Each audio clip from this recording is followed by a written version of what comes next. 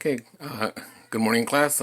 Today we're going to go ahead and get started with chapter 12 in the series of lessons for the algebra class.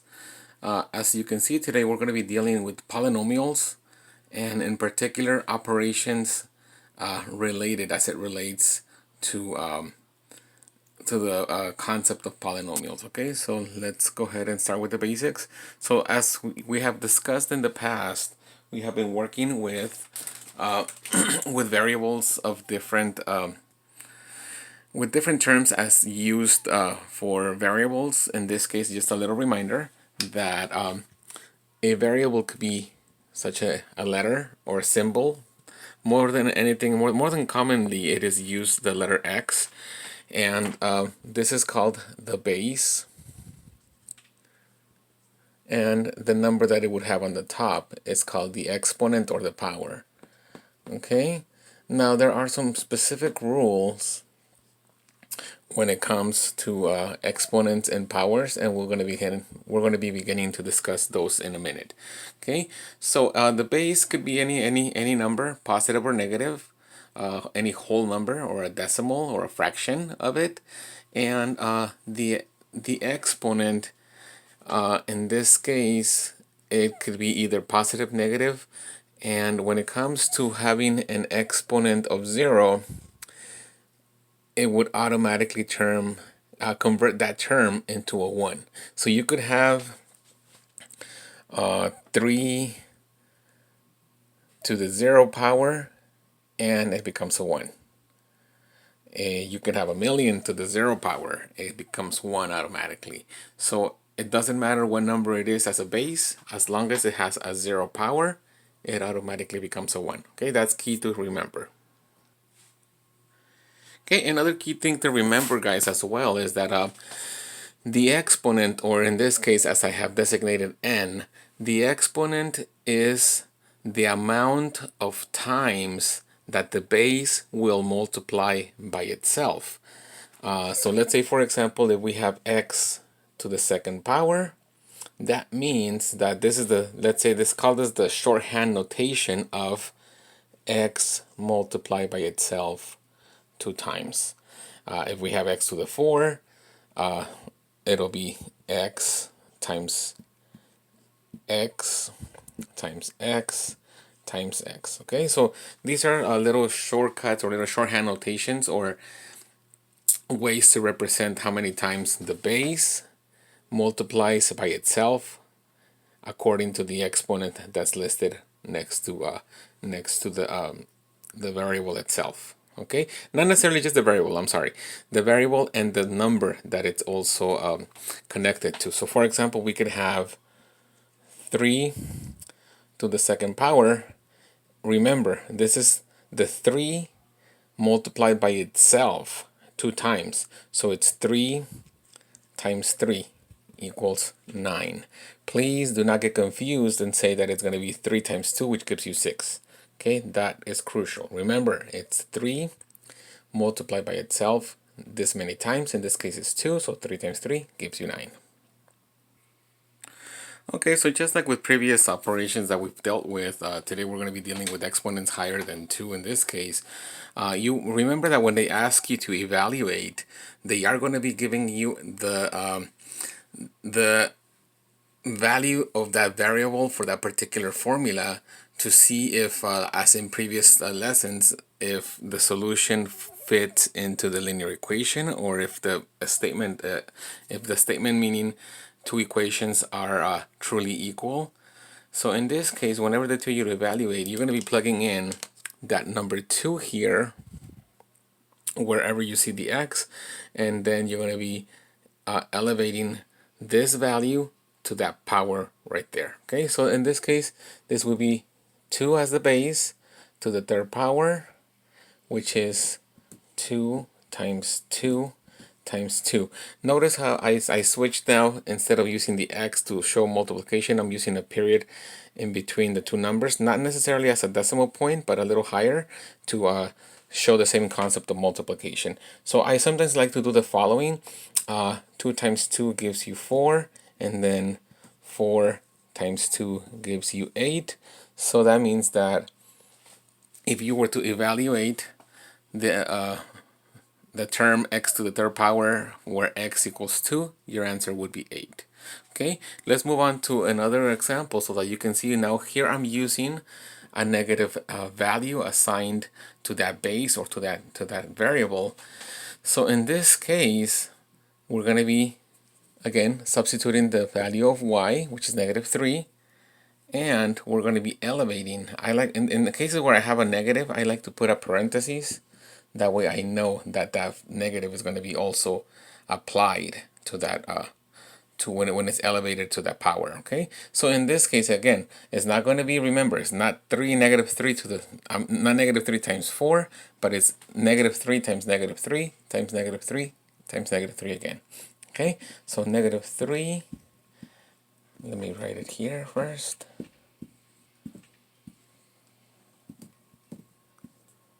Okay, so here we have there's a total of 4 -3s, right? 1, 2, 3, 4. Remember, if you guys remember from the previous class, I believe, or those of you that were not in the class, anytime you have an even number of negatives, it'll give you a positive answer. If you have an odd number of negatives, it will give you a negative answer. So in this case, a little trick to keep in mind when keeping track of your negatives. Here we have a negative symbol, and we're going to have a total of 4 of them, right? Because that's what it represents. The -3 being multiplied by itself 4 times. So 4 is an even number. So having an even amount of negatives will give your answer as a positive, okay? And let's verify that here. So we have -3 times -3. If you multiply them, that gives you a 9. If we have -3 again times -3, gives you a positive 9.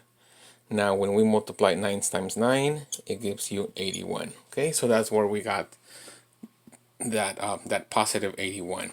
Okay, so again, keep track of your negatives. It will be very important, and it could also change or affect your equation and the solution that you get for it. If you remember in the previous chapter that we saw having a negative or a positive slope, it makes a difference on how the line is plotted in the graph. Okay, so very important to keep track of your negatives. Okay, so now we have another example here where we have 100 minus x to the second power. So here what we're going to have is we're going to just transpose or bring down the 100 minus 9 to the second power. So which translates pretty much to 100 minus, what's 9 times 9? Because remember, 9 to the second power is 81. And we work out the solution here, which will give us an answer of 19. 100 minus 81 gives us 19. So if we were to plug in the value of 9 into the equation that's given to us here to be evaluated, our answer would be solved in the way of 100 minus 9 elevated to the second power. That gives us the -9 to the second power gives us 81. Oh, I'm sorry. It wasn't -9. It was 9 positive. Remember from here, it was 81, and that's why I carried down my negative. In this case, the negative here does not get affected by this positive, by this amount of exponents, meaning if it's even or if it's odd, as in the previous example that I showed you. Okay, so keep on carrying your negative, and I'll show you the sequence here. Look, I continue bringing it down, and it stopped because it was the 100 is bigger than the 81, so that's why we ended up with a positive answer. Okay guys, so I'm going to show you one last example here when it comes to the evaluating of terms or monomials or polynomials eventually as we move on in the chapter. So in this case, we are looking at 3x to the fourth power. You're going to evaluate it if you're given a value of x to the x equals 2, I'm sorry. So in this case, we have 3. We have we substituted for x the number 2, and we bring it up to the fourth power, correct? So then we have 3, and then 2 to the fourth power is just pretty much 2 times 2 and then 2 times 2 again, which is, it gives us a total of 16, right? Let me write it here. So it's 3 and then 2 times 2 times 2 times 2, which this gives us 16, right? So 3 times 16 gives us an answer of 48. Okay, notice that the exponent only applied to the variable. It didn't apply to the 3. However, I'm going to show you here the difference. In this case here, if we were to ask to evaluate 3x, the combination of 3x, parentheses to the 4th power, that means that you're going to have, using the same value, for example, as x equals 2, you're going to do the following. So it's going to be 3 times 2 to the 4th power, right? So 3 times 2 gives us 6. And then if we raise 6 to the 4th power,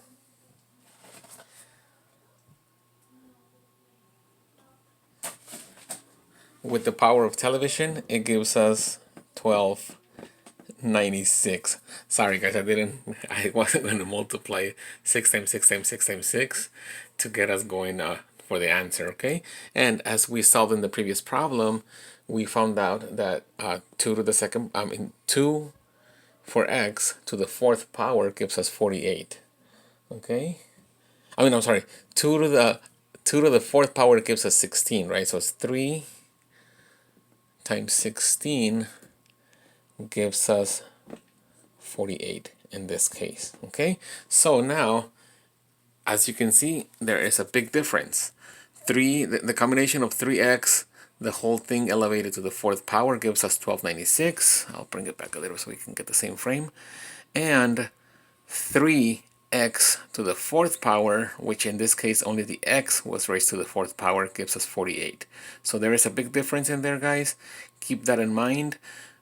Make sure that you know what's going on, what's affecting, what power is it affecting which term in the equation. So in this case, just to clarify, pretend that this exponent 4 is being distributed to that 3, and it's also being distributed to the x. In this case, that power of 4 is only being distributed to the x, but not to the 3. Okay, so in this case, I'm going to show you how to multiply, how you multiply variables that have an exponent. So one thing to keep in mind is that the bases, such as in this case, have to be the same in order for us to multiply them. Or when the bases are the same, this is how you will proceed in multiplying terms that have an exponent. So there is no change as to the value of the variable as long as it's a variable. And the way that you would deal, let's say for example with the exponents, is that you're going to add them. So it'll be, I've chosen n to represent any number and z to represent any number. So you would have n plus z in this case. Okay, so let me show you with numbers, or a more realistic approach to this. So let's say we have x to the 3rd power multiply by x to the 4th power, right? So we have the same basis as x. So we said that whenever the base is it's a variable, it doesn't change. So you continue carrying the x, and then you're going to add up the exponent. So in this case, it's 3 plus 4. So your answer would be x to the 7th power. Okay. That's a pretty much straightforward method of multiplying exponents. Let's go ahead and look at this side here now with division. So in the case of division, I think I might have mentioned to you guys in the previous class that multiplication could be seen as a way of adding, and dividing could be seen as a way of subtracting. So the way that you would approach this problem, again, we have x as any number, positive or negative, and y here, the exponent y here, it's also any number, positive or negative as well. Okay, actually no, on the denominator it could only be positive, and I'll show you why right now in a second.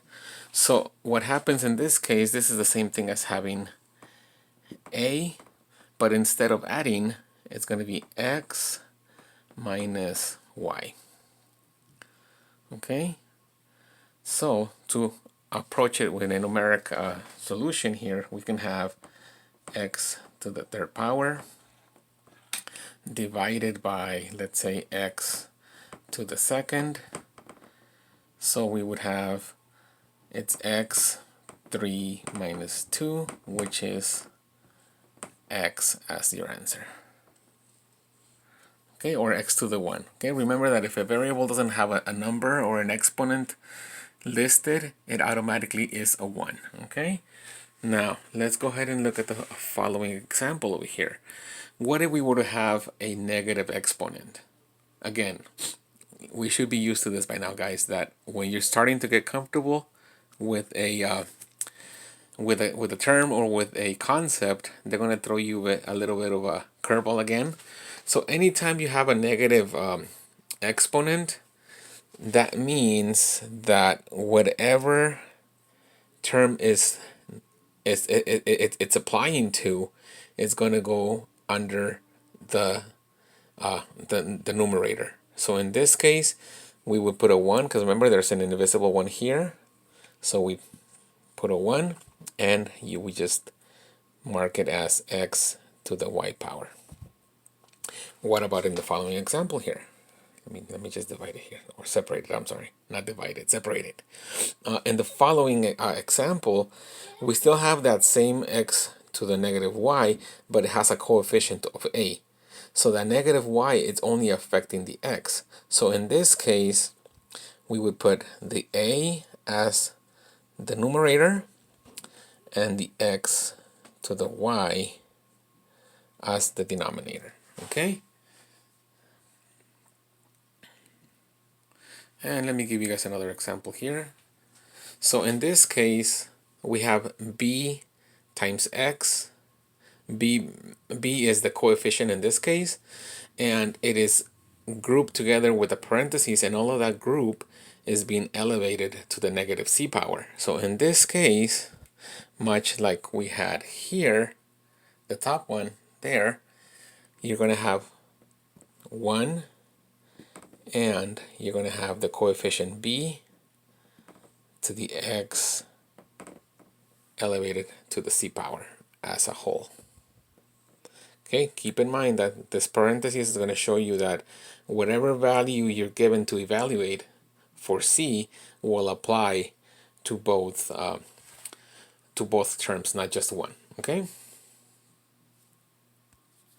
Okay guys, so in the previous set of examples, I showed you the one on your left, which was multiplying variables with, multiplying the same basis with different exponents. And remember that we said that it's the equivalent of doing x to the 3 plus 2, which gives you an exponent of 5. Now, in the case of the problem here, this is the same thing as saying x to the third power elevated to the second power. So here you're elevating a power to a different power. So here you would treat it as, again, your base does not change if it's a variable. So we keep the x. And when it's power to power, you do multiply it. So it would be 3 times 2, which in turn gives you x to the 6th power. Okay, so notice the difference. The problem on the left, or the example on the left, it was two bases with two different exponents. I mean, the same base with two different exponents being multiplied, and it gave us it's the same thing as saying x plus 3 plus 2. I'm sorry, x to the 3 plus 2 power, which gives us 5, versus elevating power to power, which gives us 3 times 2, which is the same thing as saying x to the 6th power. Okay, so let me show you in the same frame here.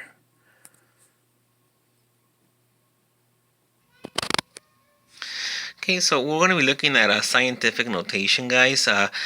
Keep in mind that scientific notation is used to either write extremely large numbers or extremely small numbers.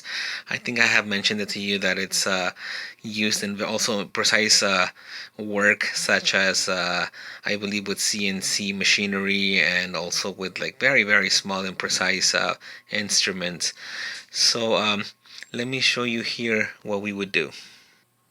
Okay, so if you are being asked to convert or to write the following number 6,732 to a scientific notation, we remember that the decimal point, whenever it's a whole number, right, the decimal point is going to be to the right of the last digit, and in order for us to convert it to scientific notation, we're going to move this decimal to the left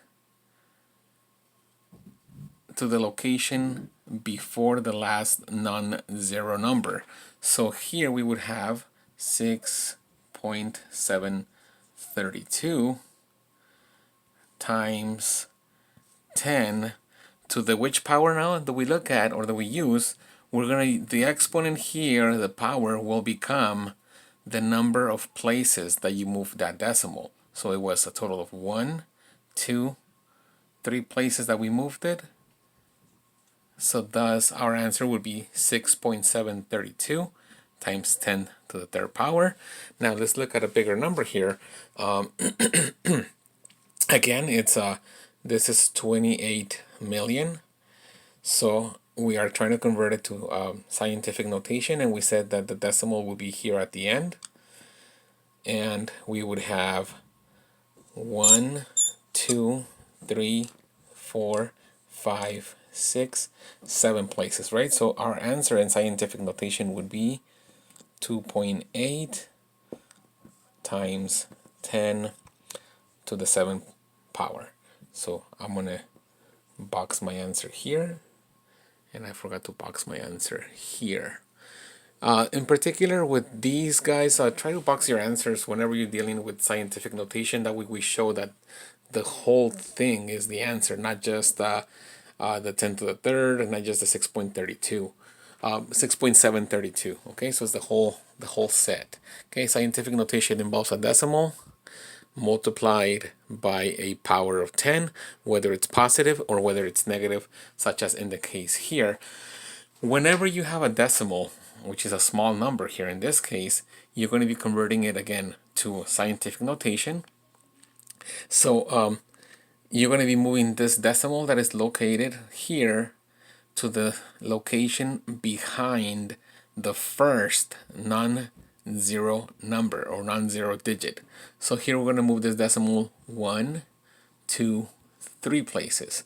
So our answer would be 3.24 times 10 to how many times did we move it, guys? 3 places, right? So it's 1, 2, 3. However, in this instance, we want to show that it's a small number. So whenever you're dealing with small numbers, it'll have a negative exponent here. Okay, notice how on whenever we had a large number and we were showing it as a scientific notation, the decimal was on the right, and if you move it to the left, it becomes a positive. If it's the decimal is on the left side and you move it in the right direction and the direction to the right, your exponent will be a negative. Okay, key point to look at. Now let's look at another one here. Let's say we have 0.00000023, and we're going to show this term as scientific notation. So we're going to move this decimal point here 1, 2, 3, 4, 5, 6 places. So it'll be 2.3 times 10 to the negative 6 power. Okay, so we're showing that it's a small number, and that's why we have the negative 6 there as well. Okay, so we have already converted numbers whether it's a large number or a small number to scientific notation. So here we're going to be discussing the concept of multiplication within scientific numbers. So again, what we need to look at is the following. We're going to follow the same rules as we have had when it comes to multiplying numbers. So first, you're going to multiply your non-exponential numbers. So let's say 1.6 times 3.4, and you get your answer. And then you're going to multiply the 10 to the 7 times 10 to the 5. Okay, so 1.6 times 3.4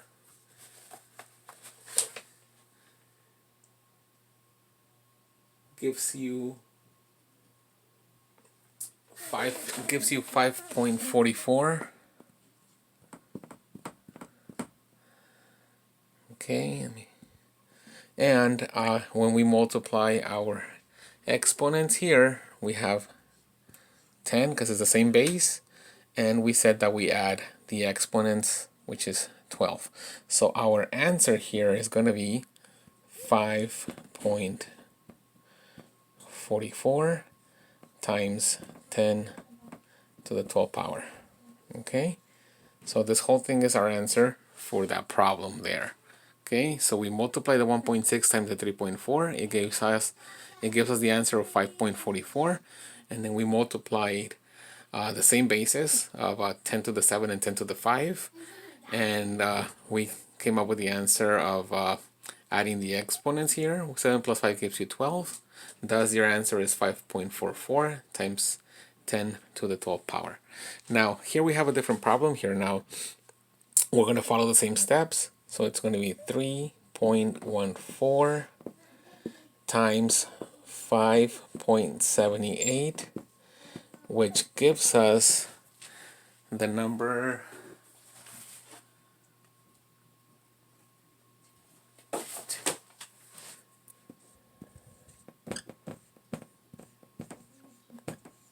okay, it gives us 18.1492. Again, we're going to multiply the exponents here of 10 to the second and 10 to the third, right? However, one thing you guys got to keep in mind is that this number is not scientific notation, right, guys? So what happens here is that we got to convert this 18.1492 to scientific notation, which is we got to move this decimal point to the left one place. So this becomes 1.8 times 10 to the 1, right? Okay, so let's keep that in the back burner for a little bit. I'm going to circle it. I'm not going to box it in. Let's just circle it. Okay, so now when we have the original base being elevated to the second power here, and the original base elevated to the third power, when we combine them and multiplying them, we have 10 to the second, 10 to the third, which gives us 10 to the fifth, right? Because we added 2 plus 3. But now, since we have this additional 10 to the 1 from here, which we obtained when 3.14 was being multiplied with 5.78, this 10 to the first power here is going to be multiplied as well with that 10 to the fifth that we got here. So now we have 10 to the sixth power. Okay, because remember, 5 plus 1 gives us 6. So our final answer here would be 1.8 times 10 to the sixth power. And that is our answer. Okay, so let's go ahead and review it. So we have 3.14 times 10 to the second power being multiplied by 5.78 times 10 to the third power. We follow the rules of multiplying the coefficient of the first numbers, which 3.14 times 5.78 gave us 18.1492.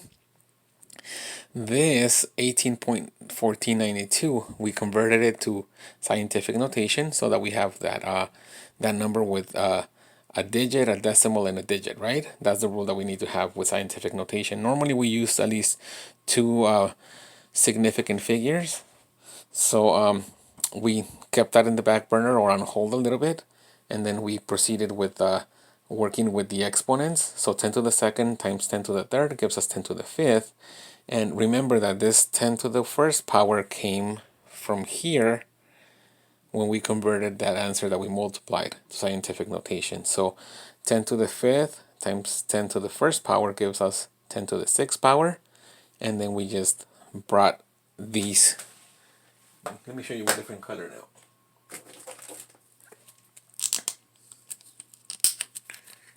So we brought this 1.8 and this 10 to the 6th power together into our final answer of 1.8 times 10 to the 6. Okay? So in situations like this, when you have two digits or more in your answer, or whether it's 18.14 or if it was 1814, this would have been a different number here with a different exponent. So it's like doing two problems at the same time. Okay, so just be patient, take it a step at a time, and it shouldn't be complicated. Okay, now we're going to be looking at the division of scientific notation numbers. Again, we follow the same rules of dividing the non-exponential numbers. So in this case, 4.4 divided by 2.2 gives us 2. And we said that it's going to be 10 to the 7th power, already here. So 10 to the 7th divided by 10 to the 3rd, which I like to write it this way, guys. I know it might be a little too lengthy, but actually, no. That's just, in this case, whenever we have 10 to the 7th and divided by 10 to the 3, we say that we subtract, right? So 10 to the 7 minus 3, which is equal to 10 to the 4th. So our answer here on the top is going to be 4.4 divided by 2.2 gives us 2. 10 to the 7th divided by 10 to the 3rd will give us 10 to the 4th power, and all of this is our answer.